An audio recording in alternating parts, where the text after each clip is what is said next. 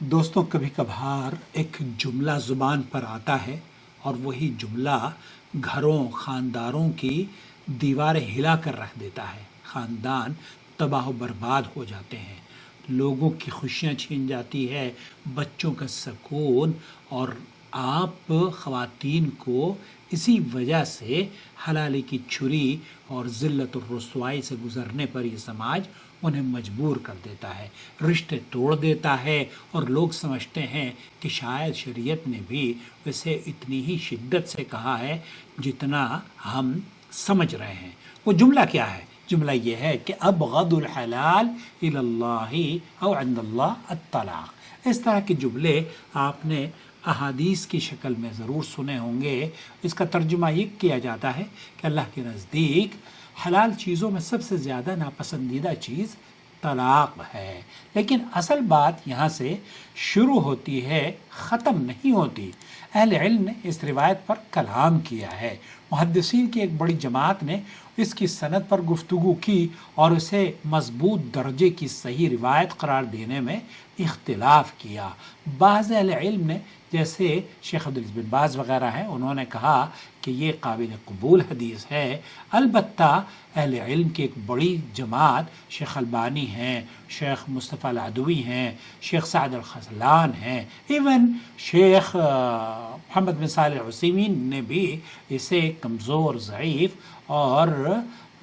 قابل قبول نہیں کہا ہے، کیونکہ اس کی سند میں اتصال اور روایت کے اعتبار سے کلام پایا جاتا ہے۔ یعنی بات یوں نہیں ہے کہ یہ حدیث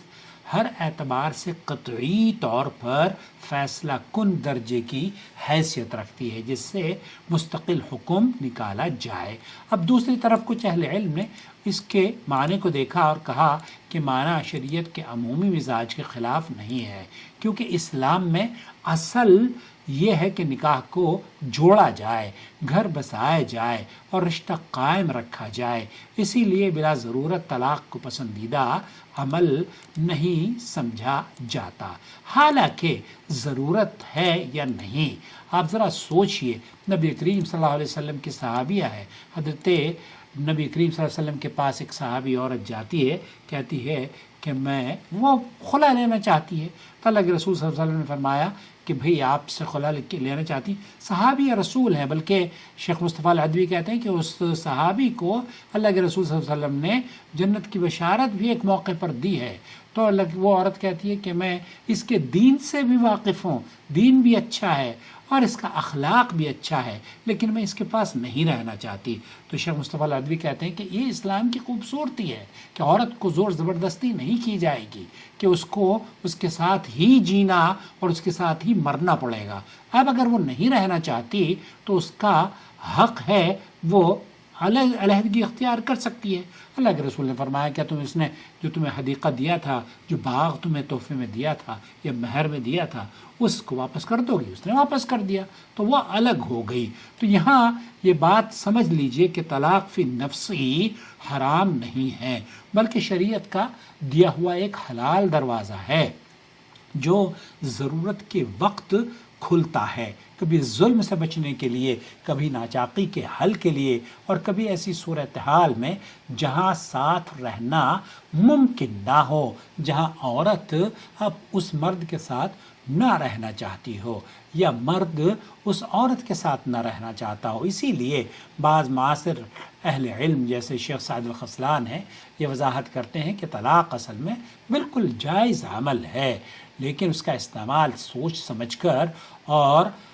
آخری حل کے طور پر ہونا چاہیے، نہ کہ جذبات میں آ کر ہر اختلاف کو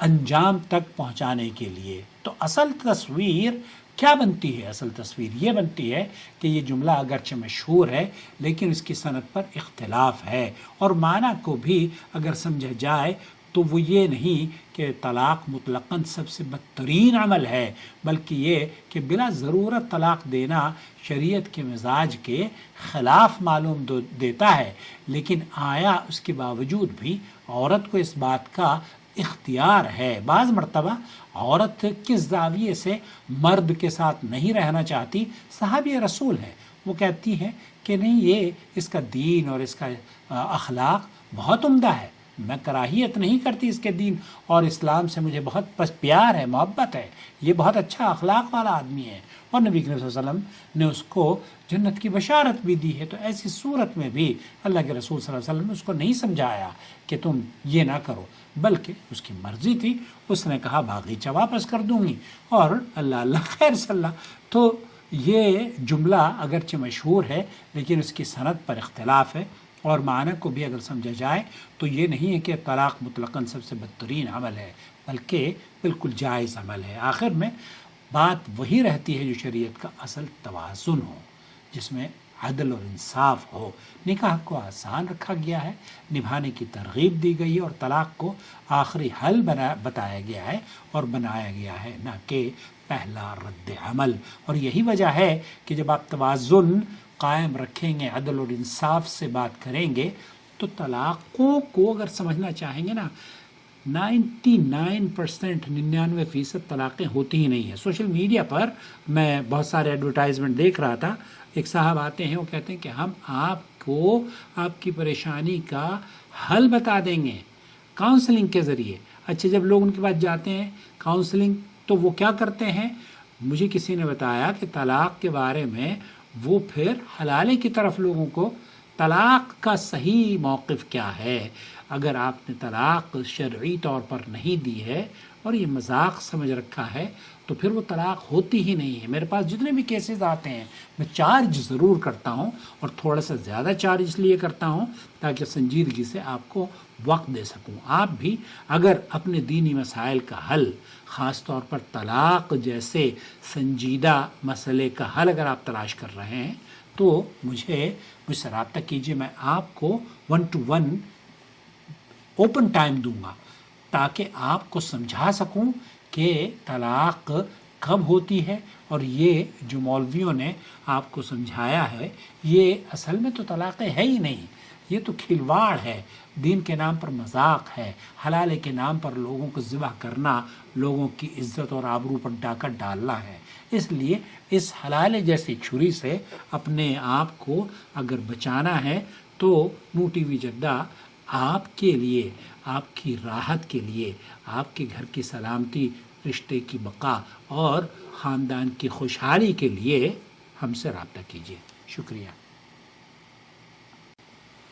لہذا اگر آپ یہ چاہتے ہیں واقعی کہ مسئلہ صرف ختم نہ ہو بلکہ بہتر انداز میں اس کا حل آپ کو دے دیا جائے تو کاؤنسلنگ سیشن پر بک کر لیجئے، اور ہم آپ کو مکمل سنجیدگی سے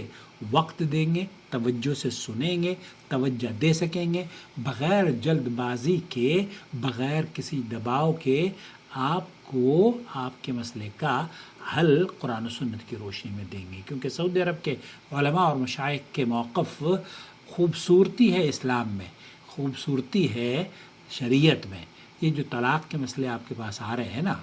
جو آپ دیکھتے ہیں گھر برباد ہو رہے ہیں، لوگوں کی، عورتوں کی نیندیں حرام کی ہوئی ہیں ان مفتیوں نے، وہ غیر سنجیدہ رویے کی وجہ سے آپ نے اپنے ان مولویوں کے ان کا لقمہ اجل بنے ہوئے ہیں۔ اللہ آپ کو عقل سلیم عطا فرمائے۔ ساتھ ہی ہم سعودی عرب کے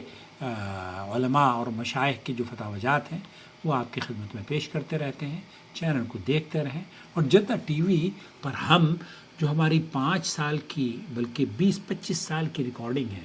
اس کو دوبارہ سے اپلوڈ کر رہے ہیں وہاں پر، تو پلیز جدہ ٹی وی کو بھی سبسکرائب کر لیجئے۔